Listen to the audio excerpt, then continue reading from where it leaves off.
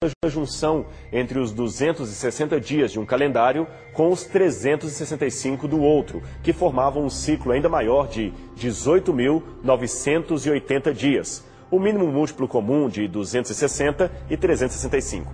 Essa combinação, chamada de roda calendárica, trazia 4 elementos que se repetiam ao final de cada ciclo de 18.980 dias.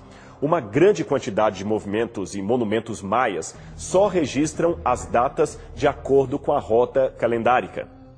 E o fim do mundo? Aonde é que o ano 2012 entra em tudo isso? Bem, o calendário maia mede um ciclo do giro do eixo da Terra em relação à esfera celeste e permite então notar que a cada ciclo de aproximadamente 5.125 anos ocorre o que eles chamavam de eras. Esse tal calendário fala que já existiram 4 grandes eras de aproximadamente 5.000 e poucos anos. A primeira foi destruída pelo fogo. A segunda foi destruída por terremotos. A terceira não foi comentada. E a quarta por um dilúvio. Se fizermos uma equivalência com o nosso calendário, a última era do calendário maia teve seu início no ano 3114 a.C., na época em que os deuses chegaram de novo à Terra, ficaram algum tempo e saíram prometendo retornar no final desta era, que terminaria em 2012. Os adeptos da nova era, então, ensinam que no calendário maia estaria profetizado exatamente para a data de 21 de dezembro de 2012 a vinda à terra de Bolon Yok-Kil, o deus associado à guerra e à criação.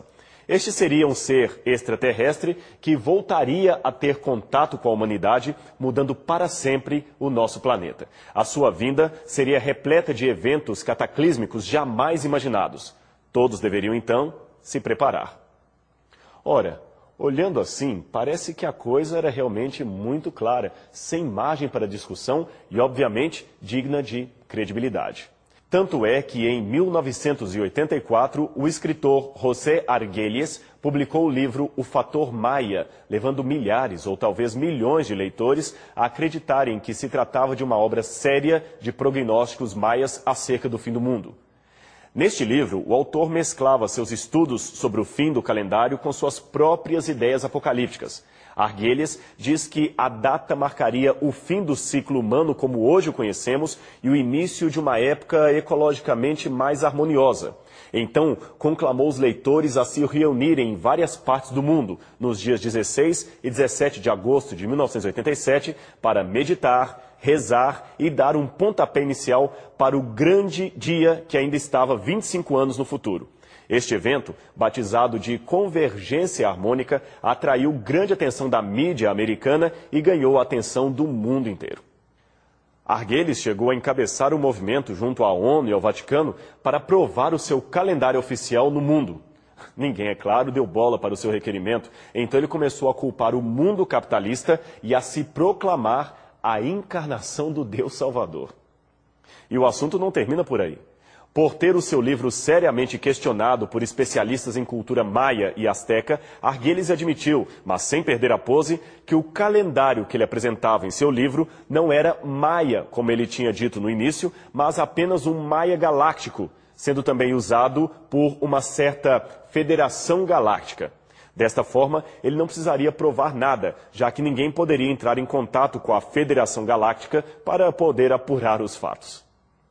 Porém, o vexame de Argüelles não foi suficiente para silenciar o mito da profecia maia do fim do mundo.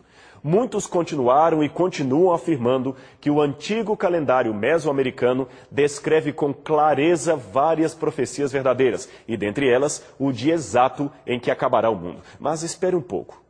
Não é bem isto que os especialistas em cultura maia e asteca dizem. Em primeiro lugar, embora seja fato que os maias tinham o costume de fazer prognósticos, esses eram sempre muito vagos e podiam ser aplicados a qualquer evento futuro. Eram coisas generalistas como haverá fomes em alguns lugares na Terra ou choverá bastante esse ano e, no último caso deste, um bom conhecimento de astronomia poderia ajudar a reconhecer se a estação seria seca ou de fartura na colheita. Os egípcios e babilônicos já faziam isto muito antes do nascimento de Cristo. Quanto à suposta inscrição que daria a data do fim, ela também não é tão clara como alguns supõem que seja. Aqui você vê uma foto aérea das ruínas da cidade maia de Tortuguero, localizada próxima ao vilarejo de Tabasgo. É nela que estão os relevos de pedra datados do 7º século depois de Cristo, entre os quais encontrava-se o famoso monumento número 6, que supostamente teria o texto profético do fim do mundo. Você vai conhecer agora o conteúdo do texto original, parafraseado em letras do nosso alfabeto e traduzido de modo interlinear. O 13º Bactum, um nome maia para longa era, terminará no 4º Ajal do 3º Uniu, que para uns, mas não todos, seria o nosso 21 de dezembro de 2012. Ocorrerá, note que o verbo está solto numa frase fragmentada, é impossível saber o seu contexto. Bolon Yoku, ele descerá, do Bolon Yokte, outra frase difícil de ser interpretada pelo estado fragmentário da pedra.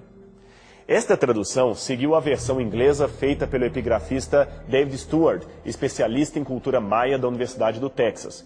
Aliás, apenas para registro, o próprio David Stewart reafirma a dificuldade de interpretar a porção deste texto devido à sua sintaxe genérica e o seu estado fragmentário. Realmente, você vê que é um texto difícil de ser compreendido.